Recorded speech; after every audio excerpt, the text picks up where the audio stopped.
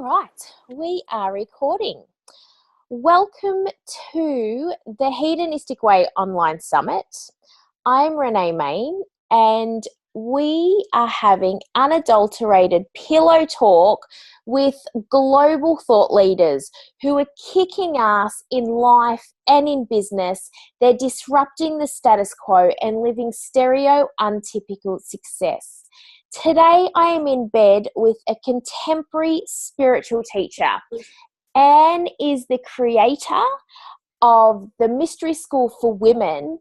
She is an alchemist and she transforms and evokes consciousness, and she collides the inner world and the outer world. And something that I love most about Anne is she's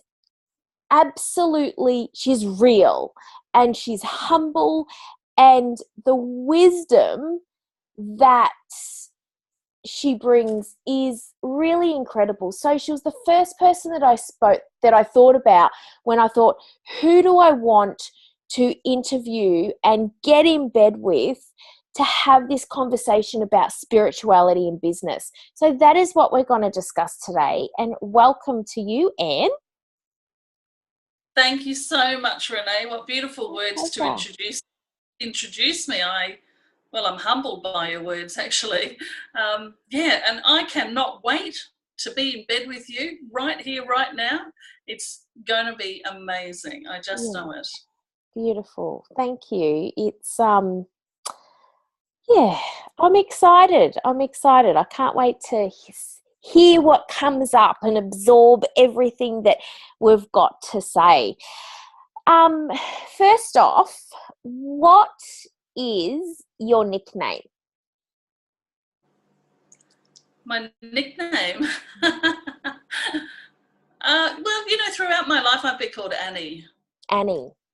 And, throughout my life, when I say throughout my life, actually my father, who is part of my non-physical team these days, but he's always called me Annie. And then the first man I fell in love with, he called me Annie as well, without knowing that was a special thing between my father and I. Beautiful. So that really got me. Yeah, absolutely. I can see why. Oh, awesome.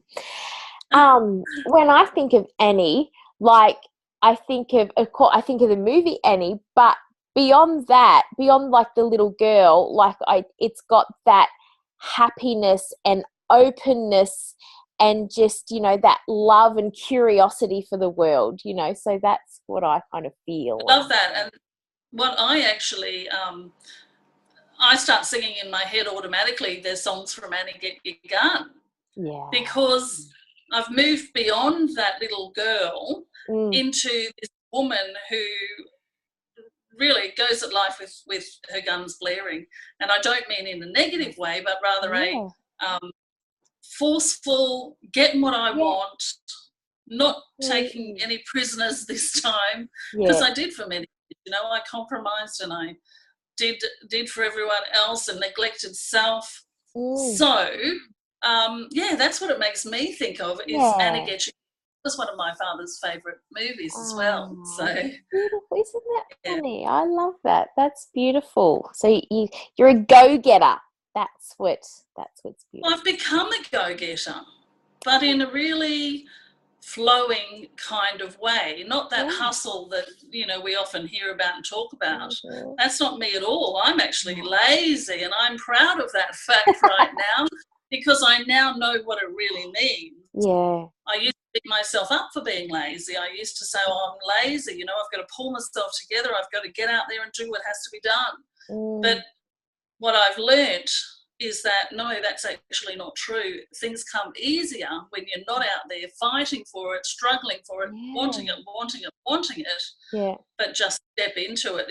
Everything changes. And own your laziness, own your magnificent ability to imagine and daydream. Because that's where the change is. That's where we're going. Absolutely. I totally agree. I love that.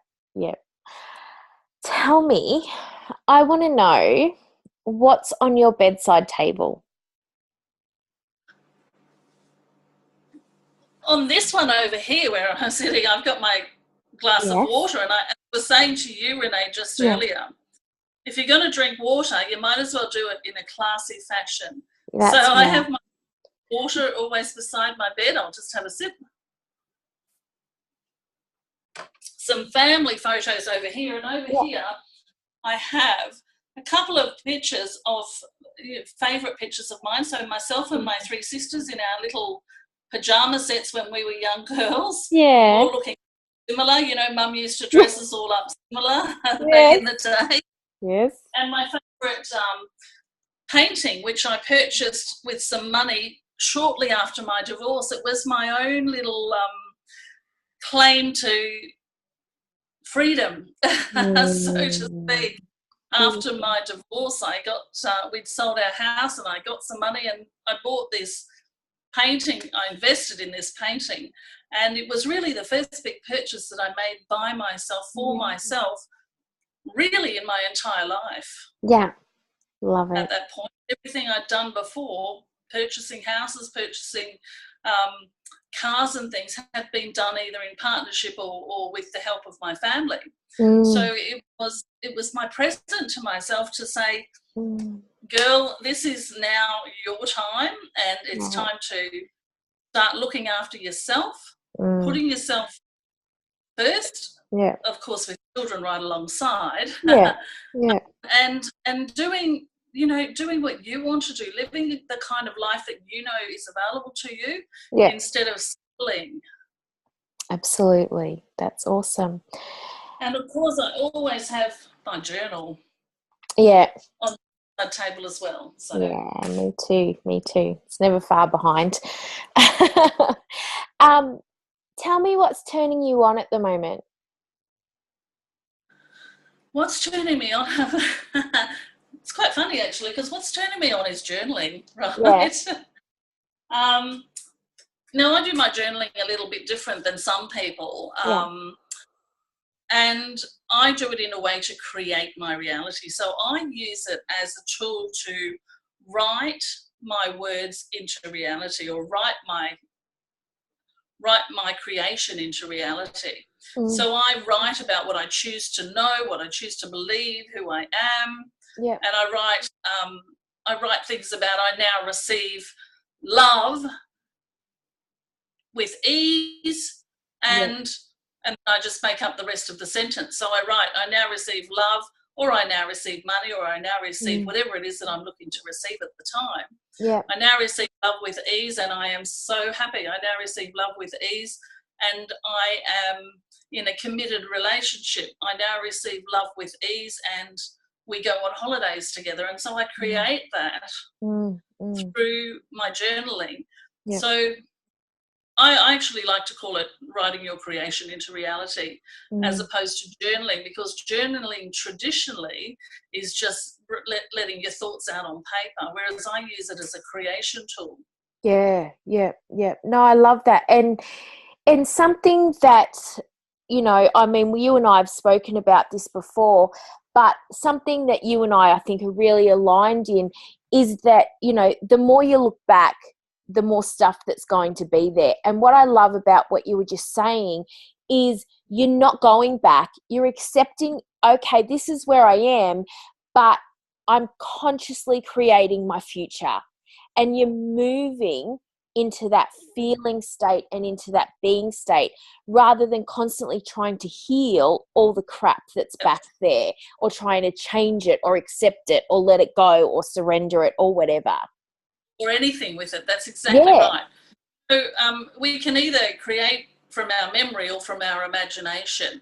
So if we're creating from our memory, we're dragging all of that stuff back into our today. Whereas if we're creating from our imagination, we're creating, you could say we're creating the future, but I always use the expression, I now create so we're bringing the future into this moment right here, right now. So we're not putting it out there as in I want, but we're saying I now create. That means right now, today, this is what I'm living right now. And eventually, and it can be as quick as just the day that you write it. It comes to fruition. You start living it. You start being that person who is having that sort of life. Yeah. There's two things that kind of come to mind when you said that, Anne, is one, you've mentioned before we started recording, we were talking about, you mentioned imagination and creation. So I want to talk about that because this is a really new concept, right? Like I haven't really heard many people discuss this. So I really want to talk about that. But also as well is when you were just saying about creating and it's I now da da da da da.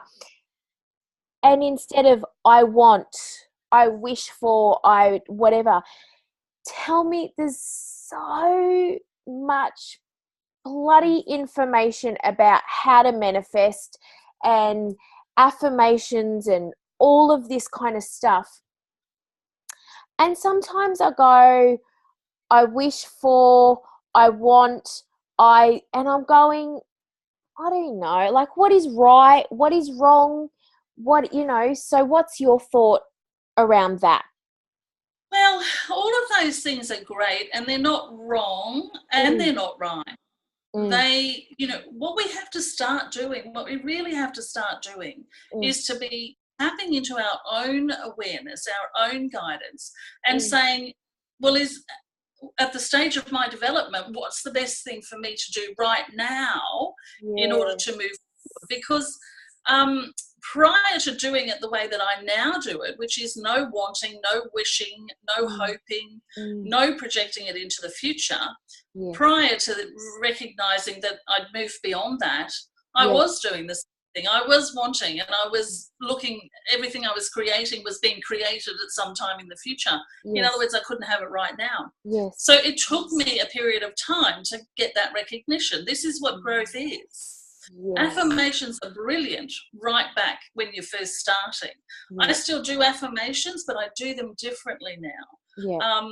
And I do my writing very free flowing. So I just write the first part of the sentence I know. So I am creating money with ease and then I let the and stuff come up from inside me. And it will change every single day. Sometimes I'll write a whole page and it'll be focused on a program that I'm currently working with clients on. And because my focus is on what can I offer them today, so I'll start to, I now create money with ease and my clients are receiving exactly what they need to receive from me. I now create money with ease and then more on the program will start coming up. So it's a really, it's just a real free flowing, bringing up from inside you what wants to be heard.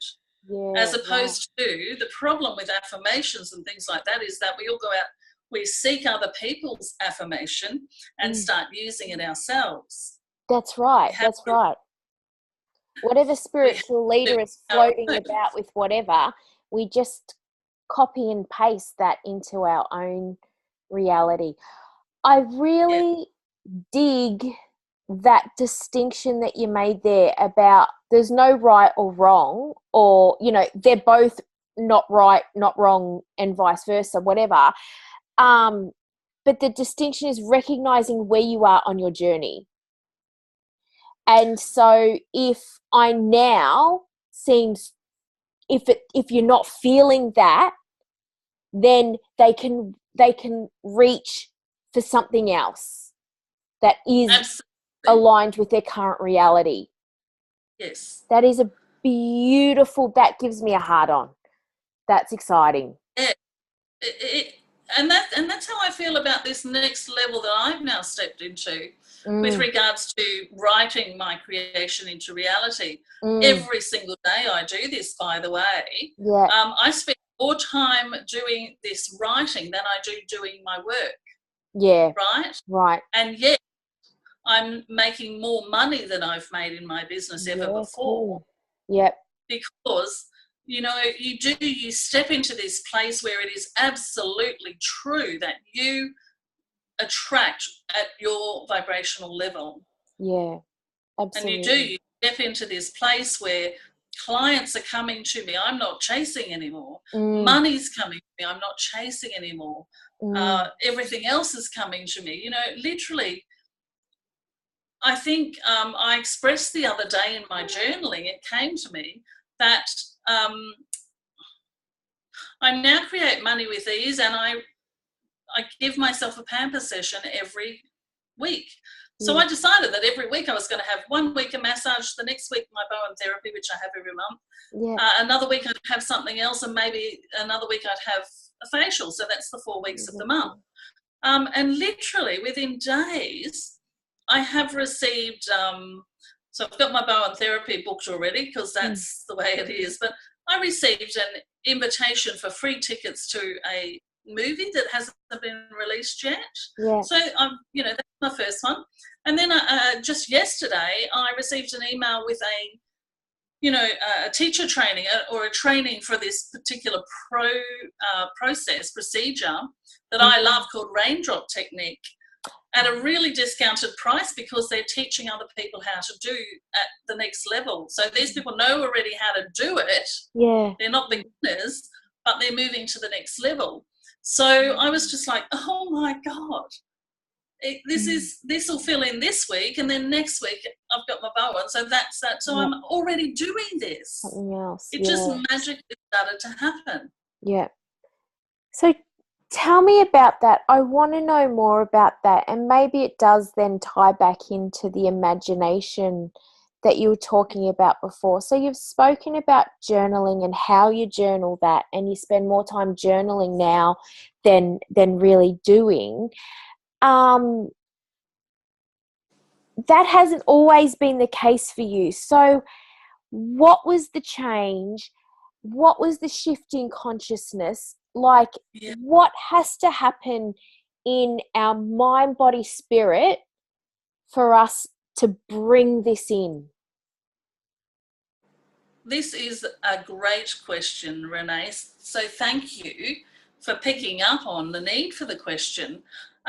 So here's what truly happened for me. Now, you know that I do direct voice channeling, and I work with a guidance group called All That Is.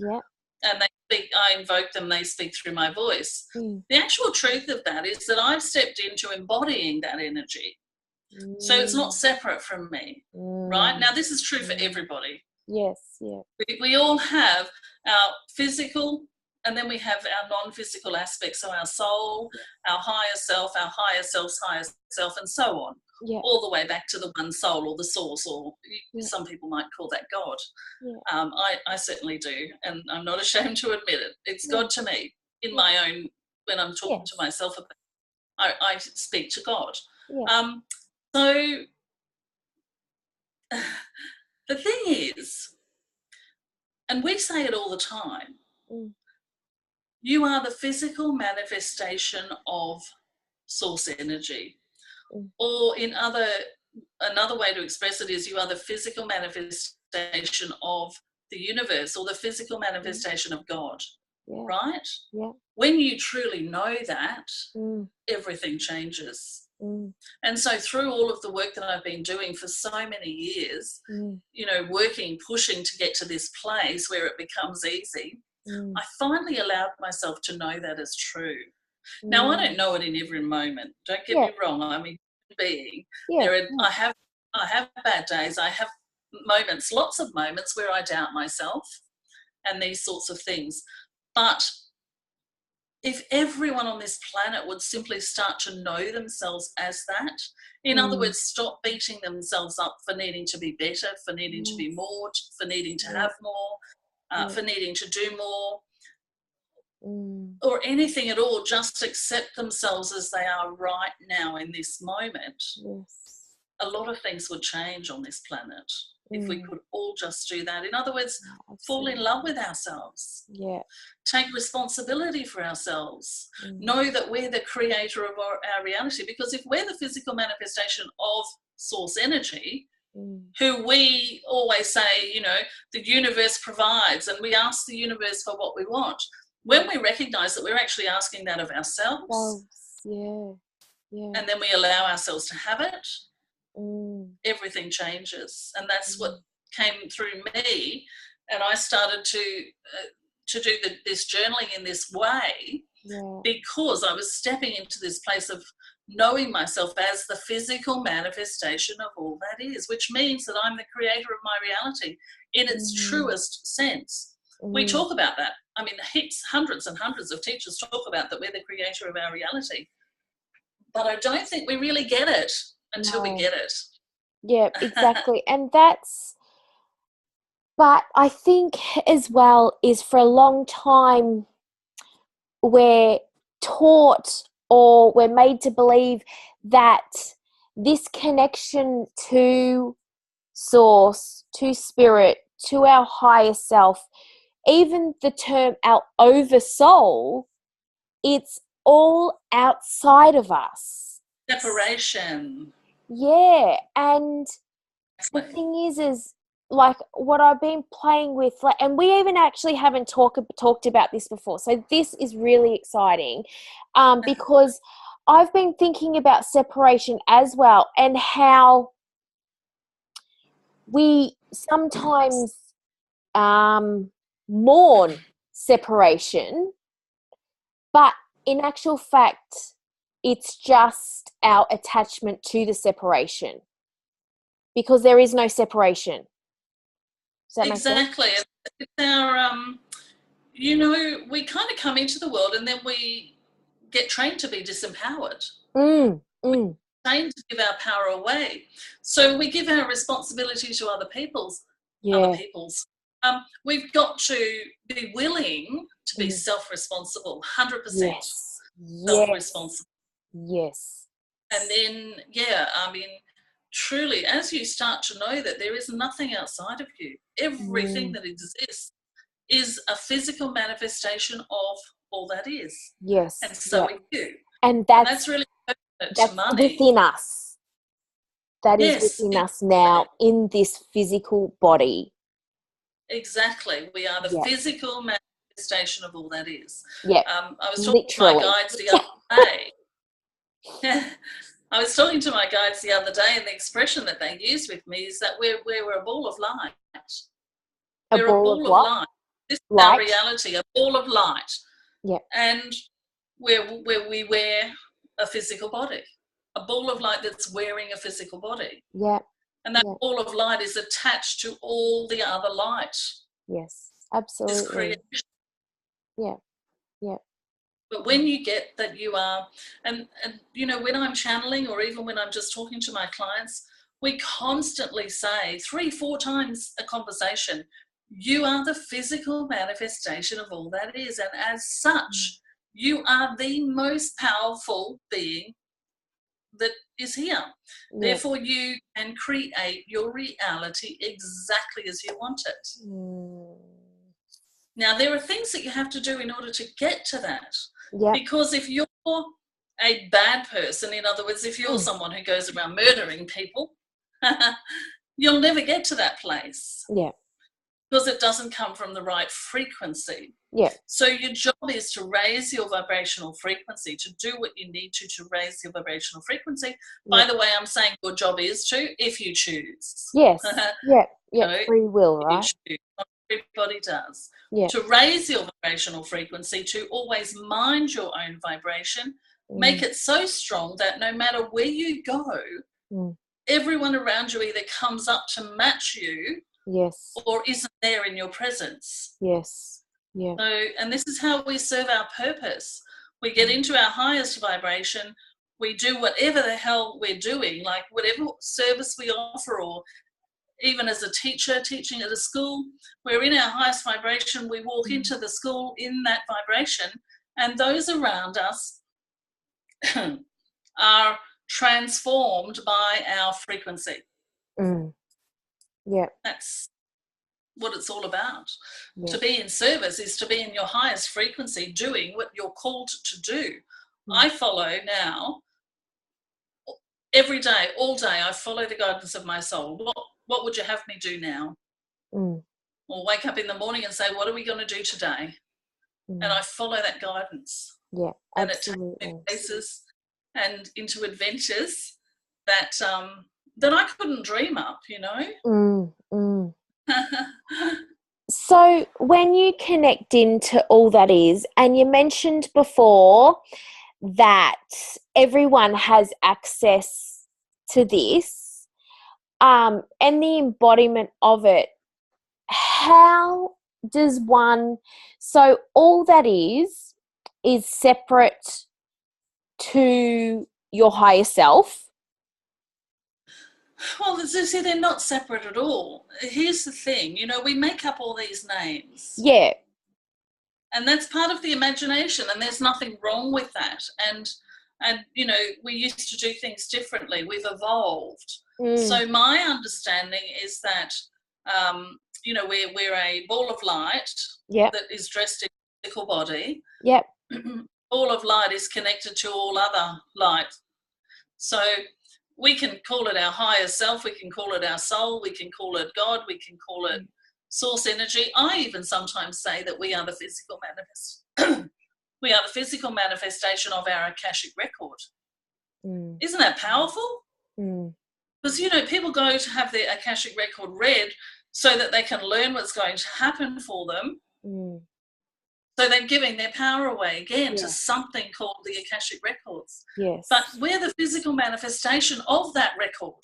Yes. So it's within us already. We don't need to ask anyone else, and we don't really need to know. We just need to follow the guidance that comes up from within. Yeah. So how does one follow their guidance? Again, I think for me, the best explanation is to, meditation is an amazing thing, but it's simply another way to raise your vibrational frequency. So by doing things that raise your vibrational frequency, what happens is you get lighter, or you become light, or you become closer to God, or whatever expression you want to use. And through doing that, in other words, stopping the conscious mind from overriding everything else, allowing yourself to get quiet and still and peaceful.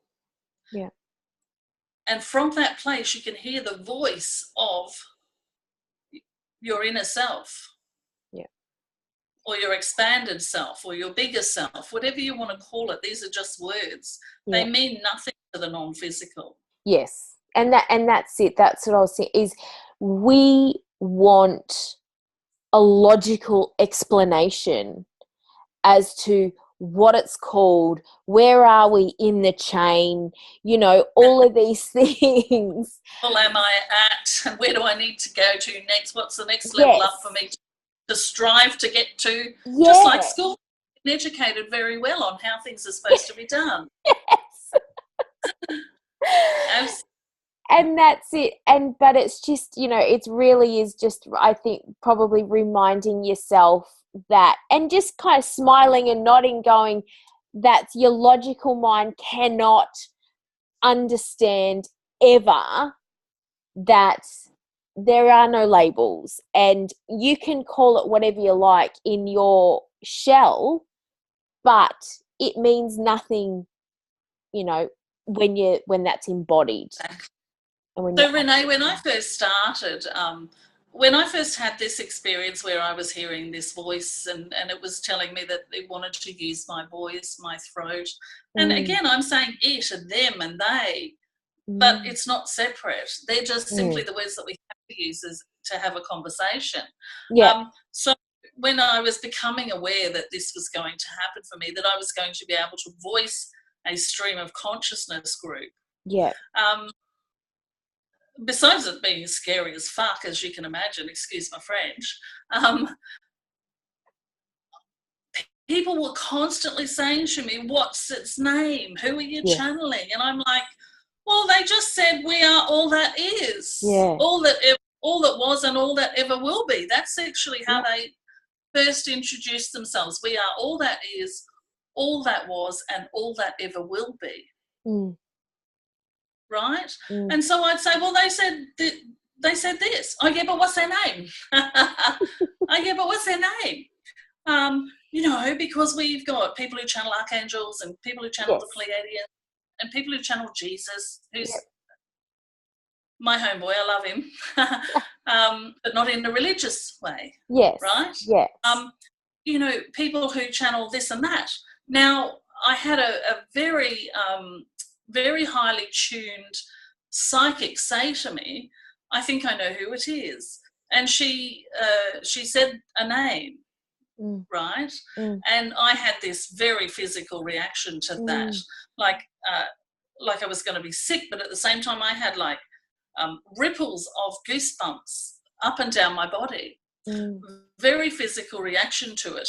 So because I was new to all of this and thinking that everybody else knew better than I did what was going on for me, I took that on for a little while.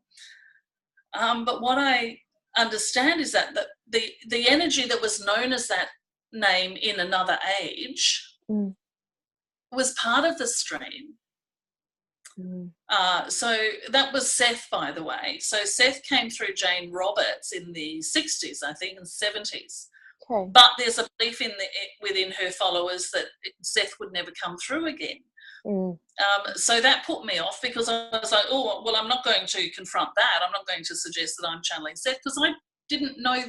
I knew that there was that energy was there and available to me, but it wasn't it. Yeah. It wasn't the same energy, because it never could be. No, well, that's right. Yeah. Energy. I'm a different being. And we're in a different. But what I now know is that there are, I've always known there's hundreds and hundreds and hundreds of energies that come into my stream of consciousness and speak through me, depending on who's in front of me and what they need to hear and what energy they connect with and these sorts of things. Yeah. So, I did the Mind, Body, Spirit Festival in Melbourne. I saw you there, actually, last year. And there was a member in the audience who stood up at the end and said to me, are you familiar with Seth? And I said, well, yes, I am. But not in the sense that I followed them or read their books or anything like that. I tried and I just found them so dry. I couldn't read them. But she said to me, well, there were parts of what you were saying. You almost sounded like Seth. It was like Seth was there. And I was like, well, yes. Now, I don't admit that very often. And it's the same. Oftentimes people, when I was in Sydney MBS a few months before that, someone in the audience said, there were times when I thought it was Abraham coming through you. And I'm like, well, yes. Because if you recognise the Abraham energy, that's how you're going to feel it. Yes. For one thing. Yes. So there's multiple hundreds and hundreds of energies that come through, depending on the message that needs to be heard by the collective group that I'm with or by the client that I'm with. I quite often in private sessions bring through star families that are connected to my clients, and I also channel myself a group of Pleiadians that call themselves the seven stars, so sisters. Yeah. But they made it very clear that it's SIS and then hyphen and then stars. Yes, I've seen you write that actually. Yeah. As I'm well a as, sucker for the Palladian energy and channeling and it is. How has that, so with the embodiment of all that is, how has that changed your channelings? Well, it hasn't really changed it. I think this is just something that I've recently acknowledged and owned, that I actually am not separate from all that, that they're available. Because one of the things right back in the early days, right, so I came along and I started to channel and I'd be able to switch like that, right? Sometimes when you go and you see a channeler, they close their eyes and you have to wait for them to come into that space. Yeah. I don't have that need. Yeah. Most of the time. I can just switch into it. I'll be having a conversation with someone and it'll click in. Yeah. If necessary. That's because I've let go of the need to know when it needs to come through. So I don't need to control it. Yes. In other words, what I've done is I've stepped into a place where I know that whatever comes through me has to come through me in that moment, because otherwise it wouldn't. Yeah. So I've come to know the perfection of everything. Cool. I love it. So I've always been I've always done that, but I was always second guessing myself. Yes. Yeah. You know, I was one of those people back when I first started who was so unsure of myself, so doubting of what was going on, that I would allow someone to just, sometimes people I didn't even know, to say to me something like, oh, well, you can't charge money for your spiritual work because you're supposed to give it for free, would throw me off for weeks at a time. Or someone saying, well, it has to have a name. Well, then that would send me into a tailspin as well. So just as I've matured with it and started to own my part in it, instead of it being them and me, it's now us. It's not separate, it's me and me. I just think it's just a maturity, I think. But also being willing to say to people, well, it doesn't work that way for me. This is how it works for me. And I'm unique. We're all unique. Exactly. We're all going to do it differently. But one thing that we all have to do is love ourselves completely. That's right. And you're right, like it's when you're not confident in your skill, or you're doubting your skill and who you are, that is when you want external information. That is when you crave it and you're just trying to bring it in, trying to figure it out, but nothing feels right. So yes, absolutely right, because as soon as you love yourself, you become clearer about what you want, where you're going, what your day looks like, and you don't crave that external umbilical cord, you know, to fill you up and tell me what I need to know, tell me my path, and, you know, all of these things. Tell me about imagination. I love imagination. Now, I came across a quote from Einstein. Can I tell you something? I'm interrupting. I was going to tell you before, but I forgot. I used to work on cruise liners, right? Yeah. Growing up, my entire life, my favorite word was imagine. I love it. Would write it down, and I was not a stellar student. Primary school, the beginning of high school, I was teenage years, I dropped off the radar. But I would write that word down and I would stare at it, constantly stare at it. So it was my favorite word. When I used to work on cruise liners, guess what the name was of my first ship that I worked on? Imagination. Amazing. Yeah. Isn't it amazing? Yeah. I love it. I love it. So Einstein, who is a very smart fellow, as we might all agree, he actually said that your imagination is the preview of life's coming attractions. So he's basically saying, if you can imagine it, it's already there for you. It's there for you. Okay? So if you can imagine anything at all, it's available to you. And it's available to you right now. He didn't say, well, he did say life's coming attractions, but he didn't say that they were way off in the future at some time when you were you know, skinnier and happier and had more money and all of these sorts of things. So basically he was saying that you have the ability to psychically predict your own future through your imagination. Right? And how are you doing that in your work now? Or not just work, everything. I do. I write. Oh, your sound's just what I create. Right? Yes. Yeah. Okay, you just froze there for a little second. Can you hear me? Hello?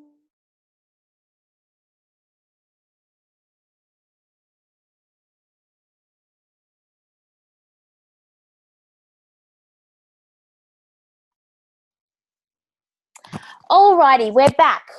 We both froze there for a second and dropped out, but we are back, and we were talking about imagination and how that's where we were at. So you were saying how you're creating that now in your journaling, because I asked you about how you're using imagination now. Yeah. In what you so do. that's why in the writing that I do, I use the expression "I now create," and then whatever it is that I'm creating, and then what it means in my life right now. If I am creating that, this is the result of it. Yeah. So what I wanted to add there is that the importance of your imagination. You know, I absolutely love imagination. I think it's the key to your it's what I call your superconscious mind. Yes. It's the main tool in your superconscious mind. Okay. You get to make it all up as the creator of your reality. You get to make it all up.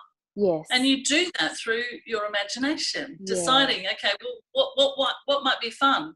Allowing your imagination to take you on that journey, because what it's doing is it's just showing you your future.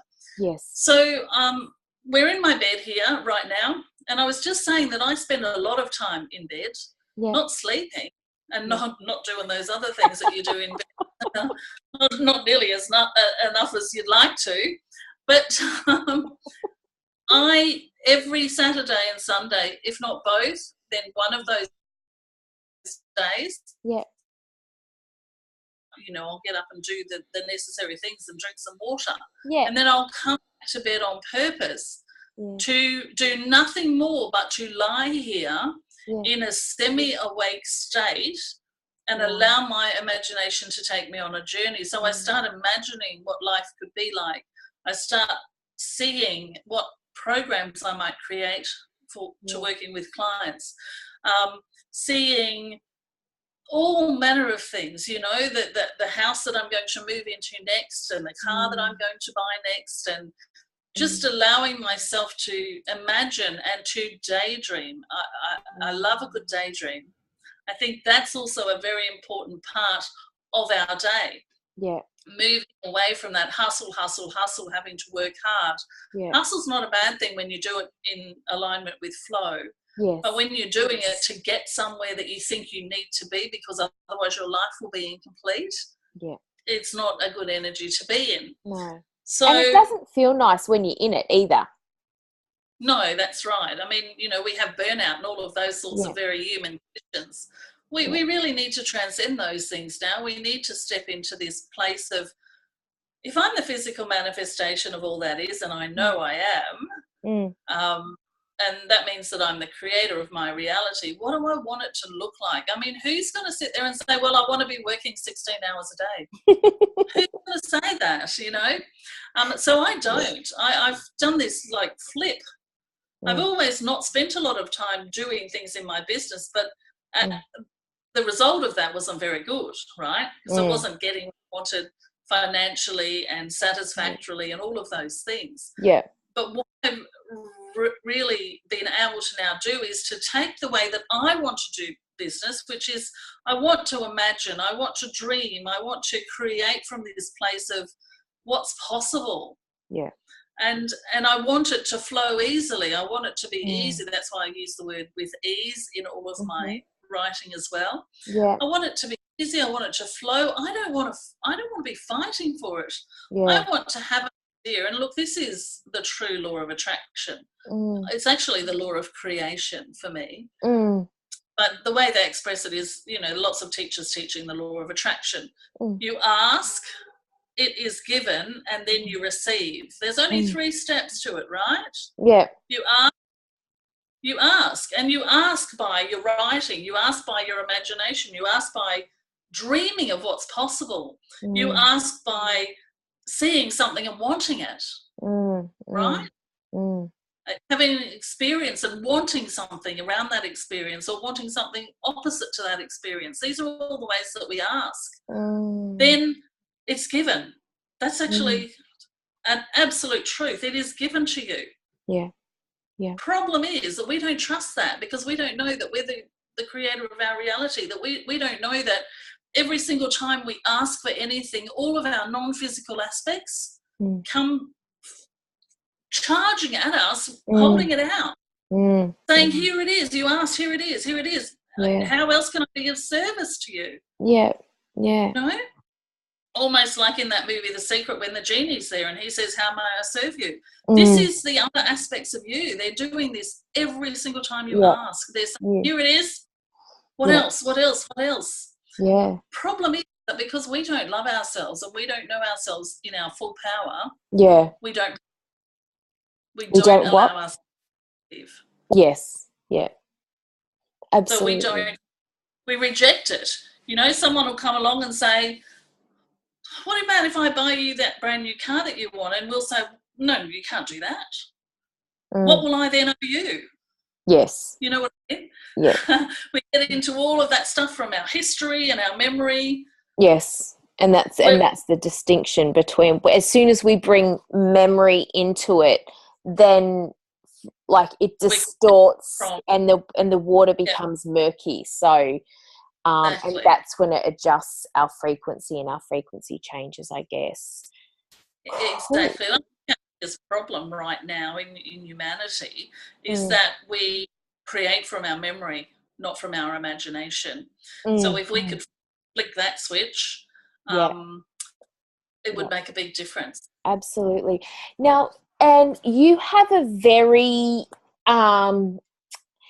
like, it's a very obvious, clear, direct, you know, you're saying that I felt this energy that wanted to come through, and they wanted me to channel, and I was going to use my voice, and I daydream, and they give me all of these things.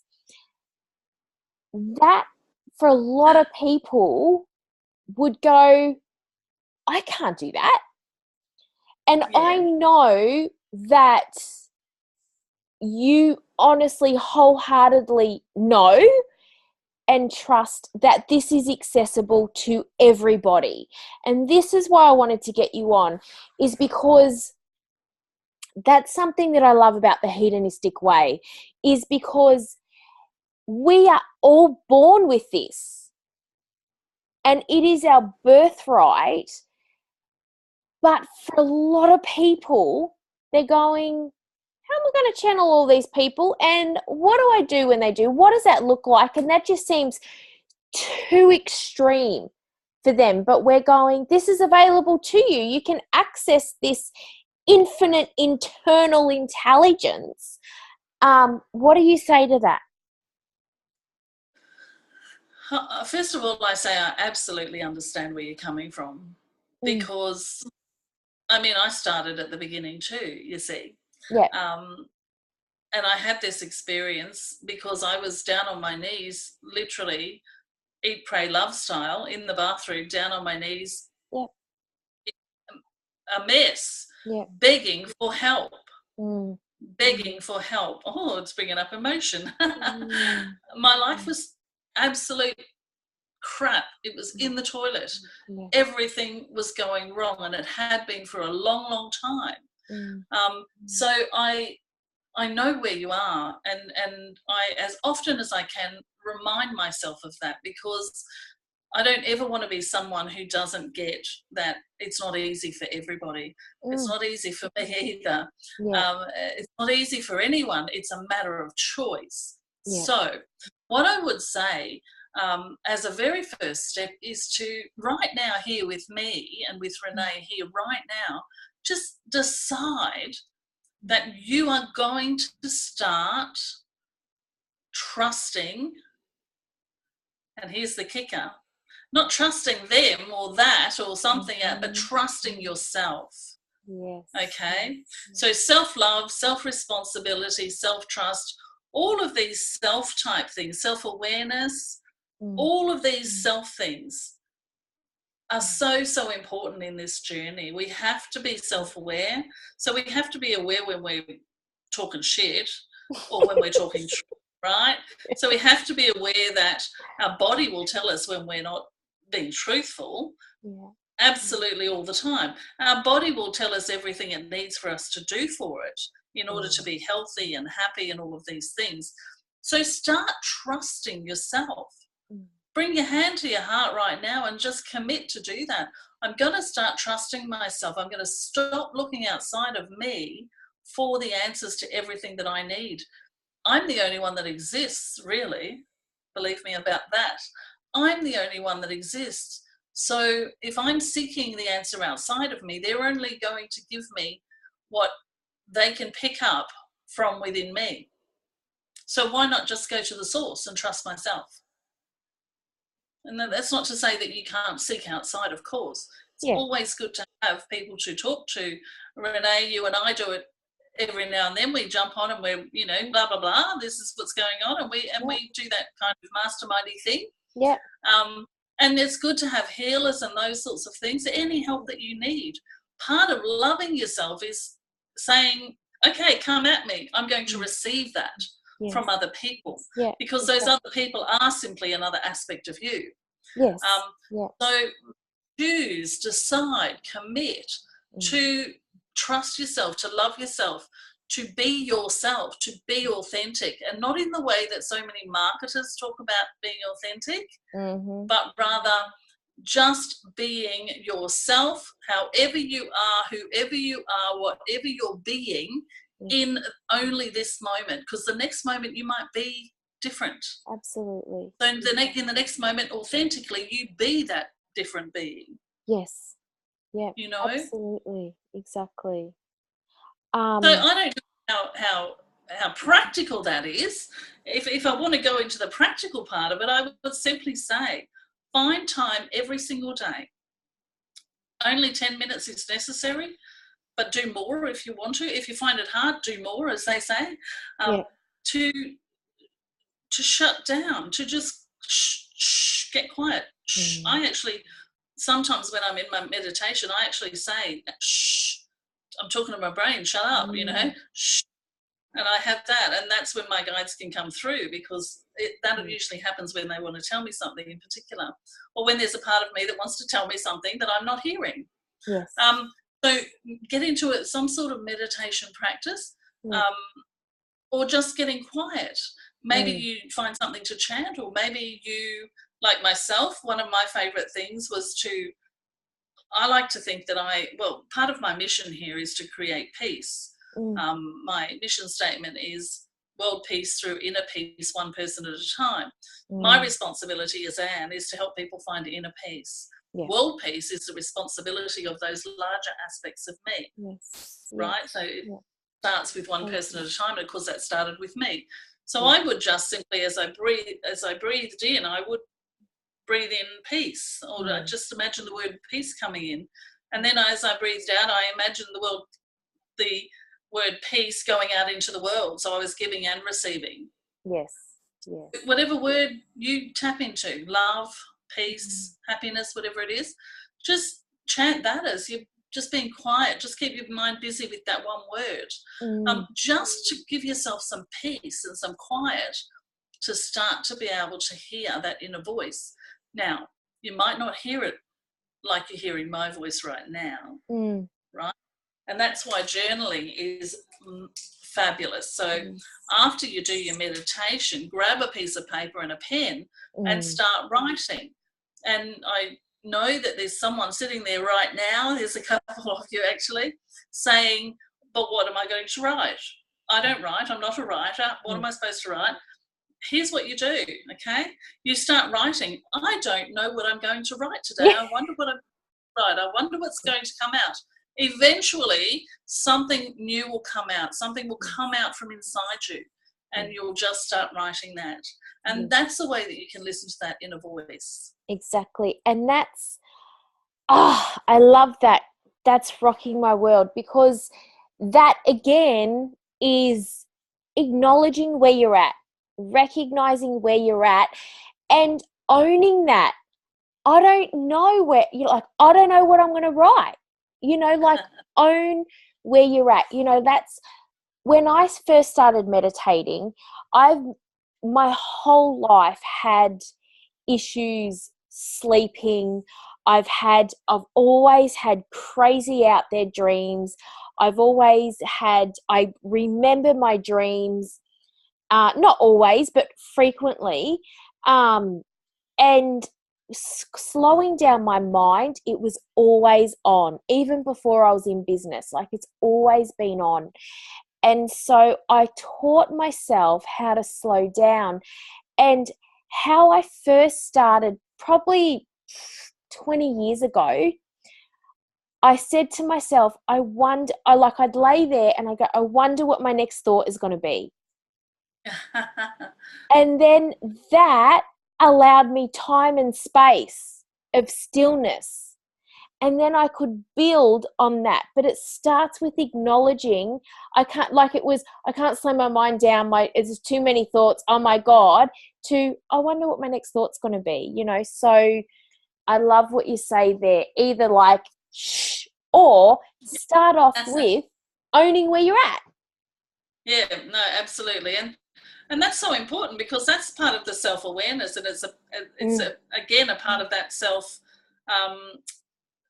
self-love and self-trust. Yeah, absolutely.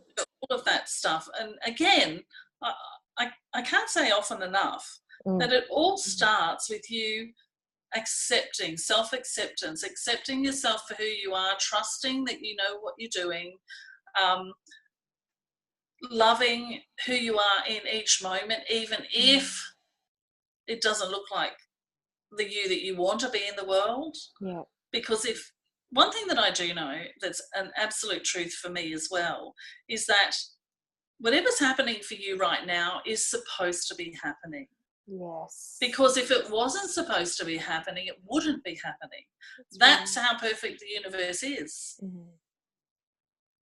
Absolutely. So if it's perfect that whatever's happening to you right now is the thing that has to be happening, otherwise it wouldn't be happening, then who are you to judge that thing that's happening? Yeah. Who are you to beat yourself up for having done something wrong? Yeah. You just can't get it wrong. You cannot get it wrong. Yes, absolutely. So if you step into that, I can feel that energy just right in front of me at the moment, and I'm sure others are as well. Just step into it. Yes. Just step into that energy. Allow yourself to receive it. Yes, absolutely. Nothing's going wrong. You can never get it wrong. And absolutely. Then what do you choose next? Yeah, it's just, now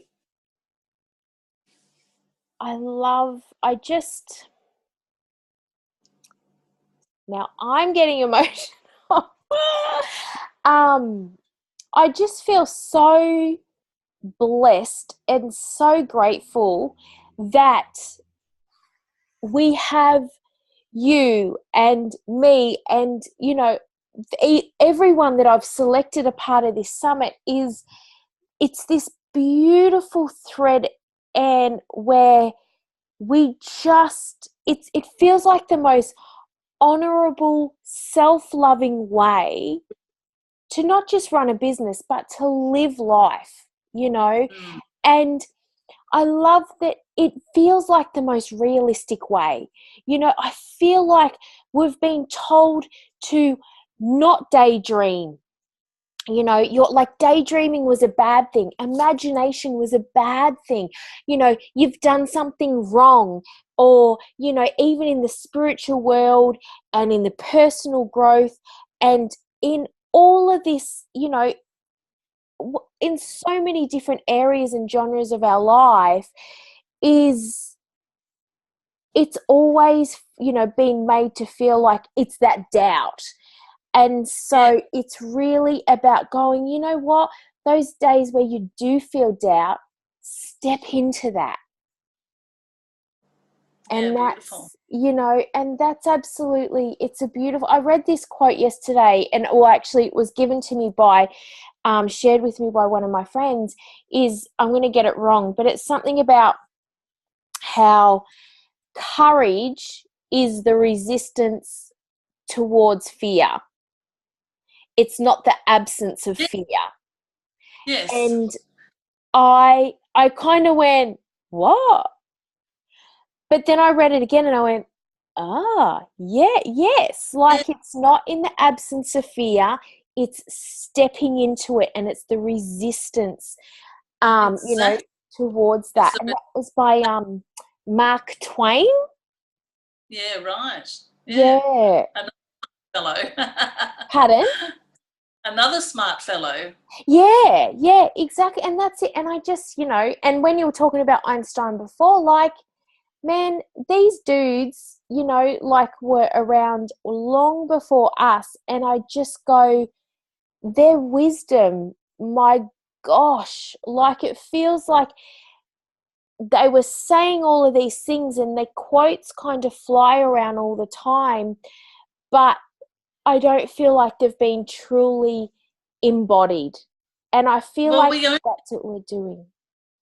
We only get them at the level of consciousness that we have reached. Yeah. And so, you know, I talk all the time about how humanity is going through an evolution right now. Now, I'm not the only one who knows that. We all know that.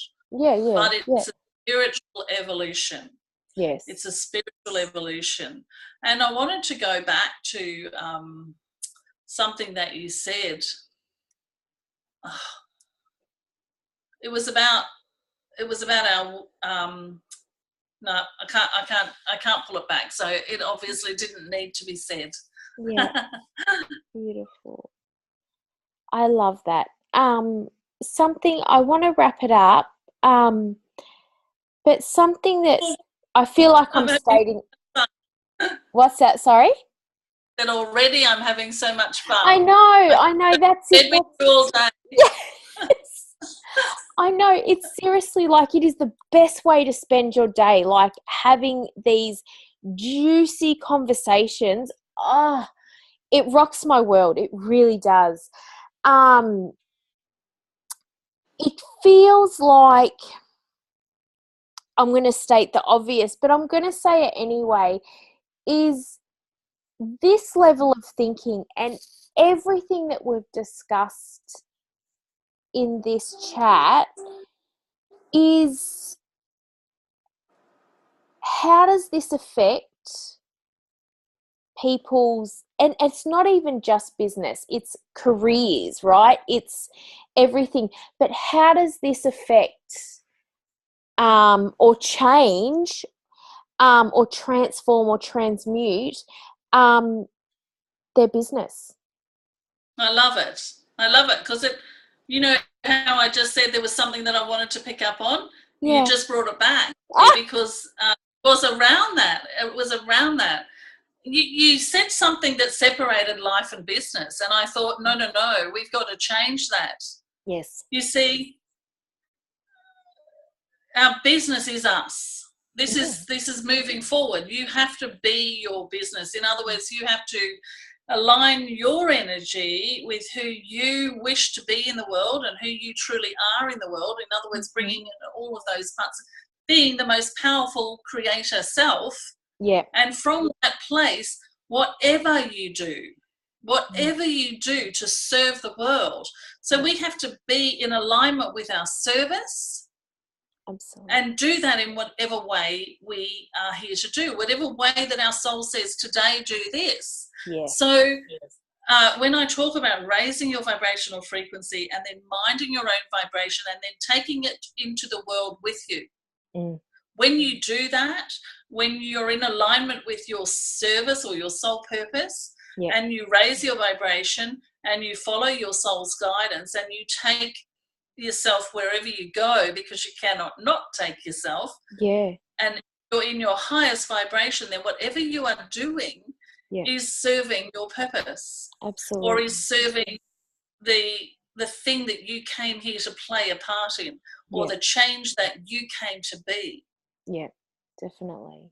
Okay. So the problem, the thing that I was thinking about before was that the thing that's happened with us is that we've commercialized everything. Now, I'm not saying it's wrong to have money. I like money. In fact, I love money.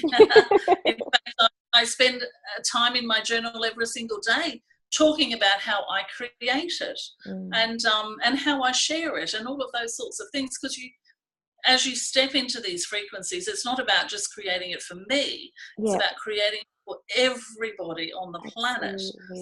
So what we've done is we've commercialized everything, including our own businesses. So we put together this thing that will make money for us.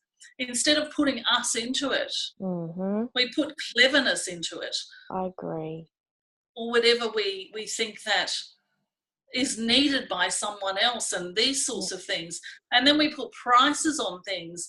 And then we get to the point where we're at today, where corporations are creating our reality. We've given them the right to create our reality instead of stepping back and claiming it for ourselves. We are sovereign beings.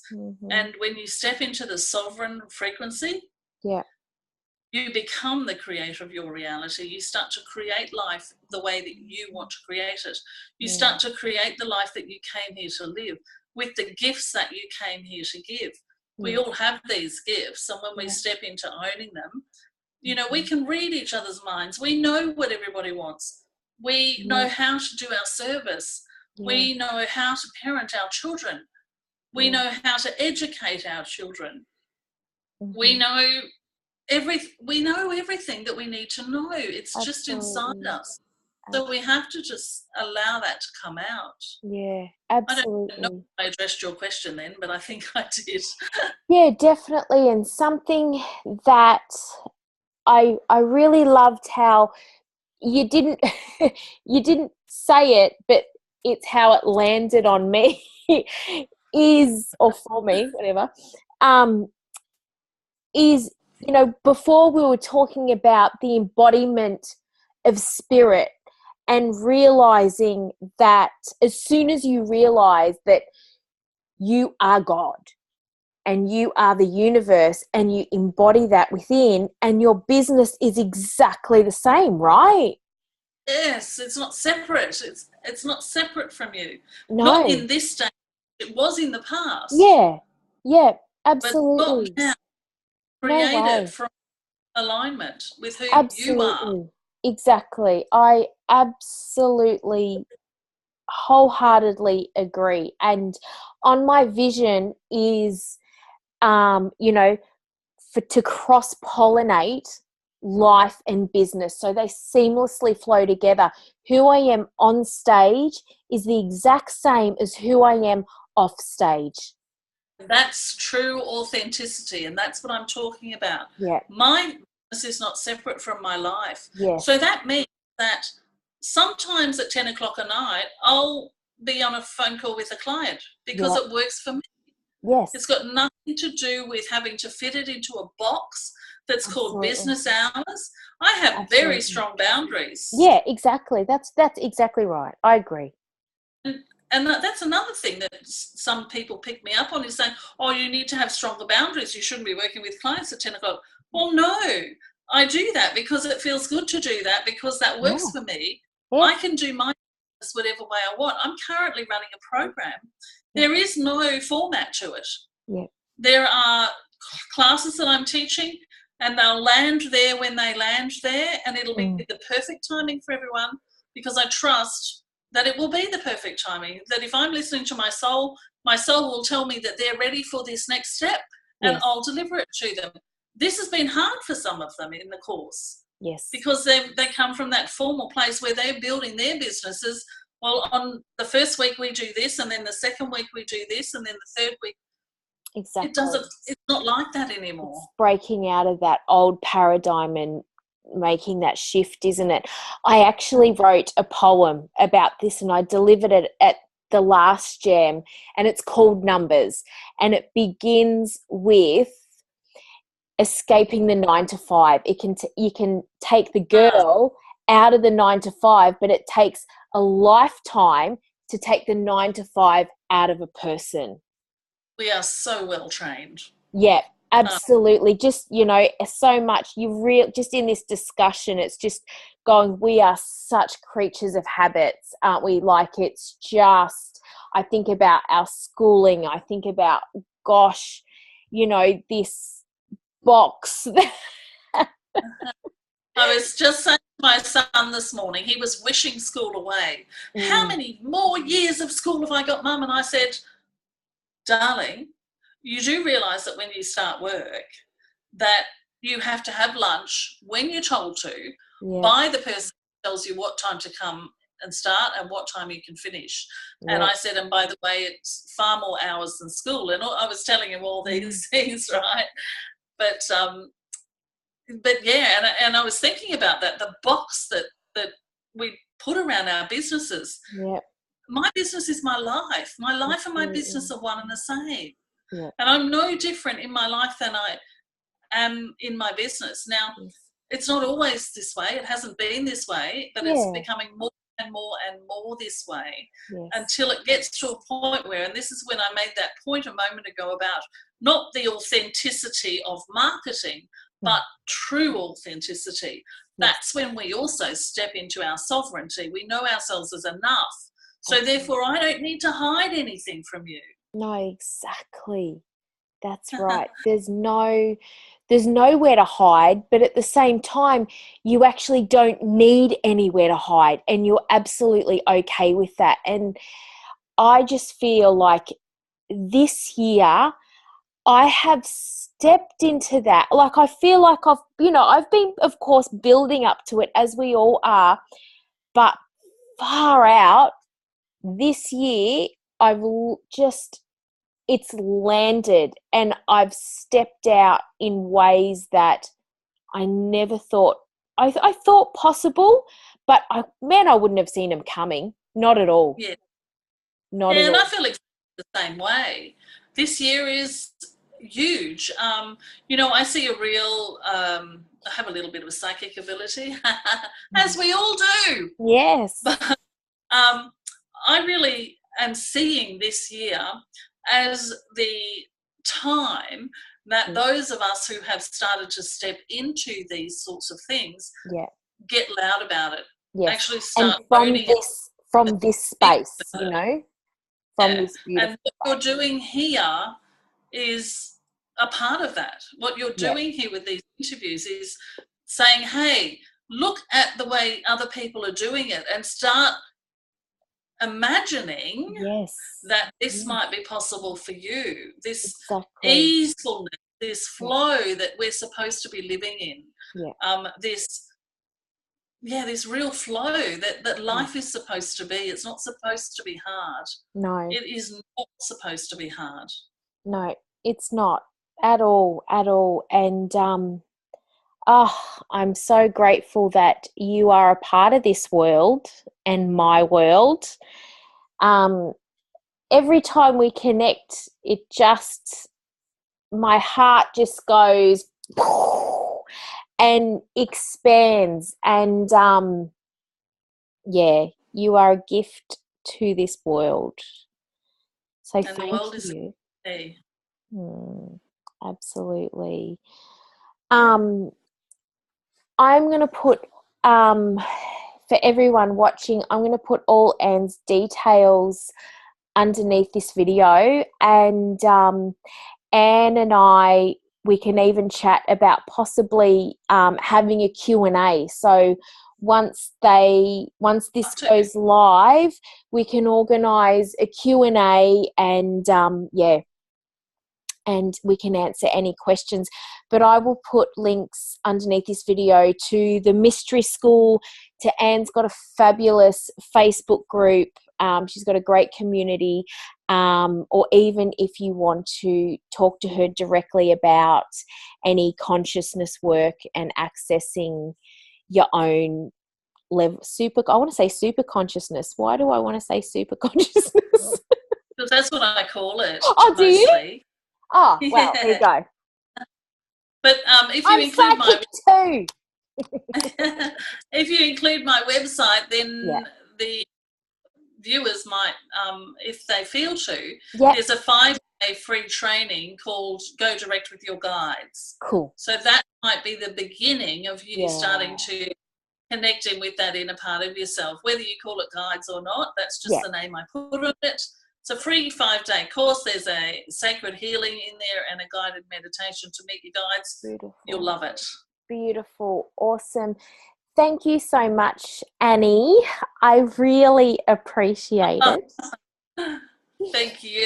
It's been so much fun. I've really enjoyed this. I just think you're really stepping into service with this work, with this sharing these people that you know, because you've attracted them with your beautiful energy, to then be sharing them and taking them out to the wider community. Is definitely helping with this change that I can see happening in 2018 with regards to highly conscious people becoming the leaders in this world. And it's just, it feels like such it's a privilege, you know, and I feel so humble to be and attract these amazing people. Like, it's just amazing, and I just believe in what we're all doing so much, and it's such a beautiful way to feel every single day, and to know that we're the creation of that is just, it's just a beautiful thing. It's humbling, you know. It really is, absolutely. Thank you. Thank you, gorgeous.